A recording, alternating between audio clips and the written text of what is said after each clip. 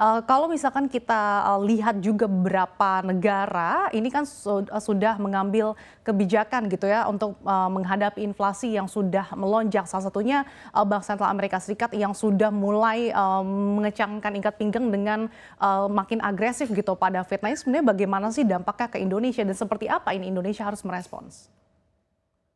Ya, ini memang kalau kita perhatikan semakin banyak negara di dunia yang termasuk negara-negara di emerging market yang mulai concern dan berupaya menaikkan menjangkar inflasi tersebut dengan mengetatkan kebijakan moneternya lewat kenaikan suku bunga ya. Mhm. Indonesia sendiri sebenarnya beberapa bulan lalu Bank Sentral sudah mulai melakukan normalisasi kebijakan ya, dan mungkin bisa saja mengarah ke kebijakan moneter yang lebih ketat tergantung kondisi inflasi atau internal balance kita juga ya. Sejauh ini external balance kita relatif baik ya karena tadi ekspor cukup bagus ya. Tapi di sisi lain memang internal balance-nya memang kita lihat dari sisi inflasi mulai merangkak naik ya. Nah, ini tentu saja bisa dilakukan ya karena memang kalau kita lihat bank-bank sentral global terutama Fed ini terus menaikkan suku bunganya kelihatannya ke depan, dan ini gap-nya tentu akan semakin besar ya dengan tingkat suku bunga di banyak negara berkembang ya, termasuk Indonesia. Nah, ini tentunya akan membuat aset rupiah kita menjadi kurang menarik gitu ya. Ini kenapa kita lihat juga terjadi gejolak di pasar modal beberapa waktu terakhir ini juga karena eh, perbedaan spread ini. Mhm. Oke, Pak David, kalau misalkan terkait dengan langkah agresif begitu yang telah dilakukan oleh The Fed, apakah ini juga akan diikuti oleh Indonesia nantinya sebagai jangkar begitu untuk, menghindari inflasi tidak overheating?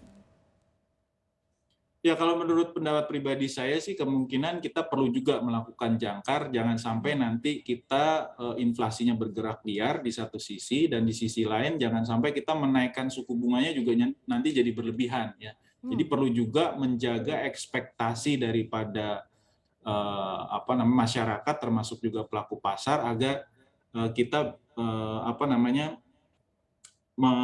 membatasi atau menjangkar inflasi tadi supaya tidak bergerak liar seperti yang kita tahu kan di Amerika sebelumnya mereka bilang inflasi itu akan temporer ya, dan mereka kelihatan agak lambat menaikkan suku bunga, dan pada akhirnya sekarang sangat agresif ya menaikkan suku bunga 50 basis poin bahkan ke depan mereka akan lakukan. Ini tentunya tidak kita inginkan di dalam negeri supaya jangan terjadi gejolak yang sedemikian besar yang sekarang terjadi di Amerika tentunya. Oke, tapi ada kekhawatiran di tengah, momentum pemulihan ekonomi ini jika inflasi dinaikkan ini justru akan memperlambat, laju perekonomian dalam negeri, Pak David?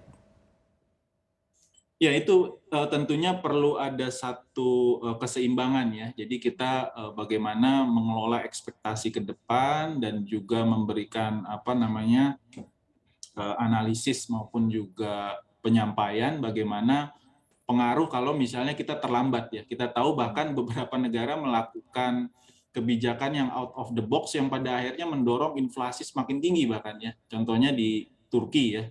Mereka bukannya menaikkan suku bunga untuk mengetatkan likuiditas. Jadi karena ada pengaruh dari tekanan-tekanan politik, pada akhirnya malah menurunkan suku bunga yang pada akhirnya menaikkan inflasi jauh lebih tinggi dan akhirnya sekarang mengalami hiperinflasi.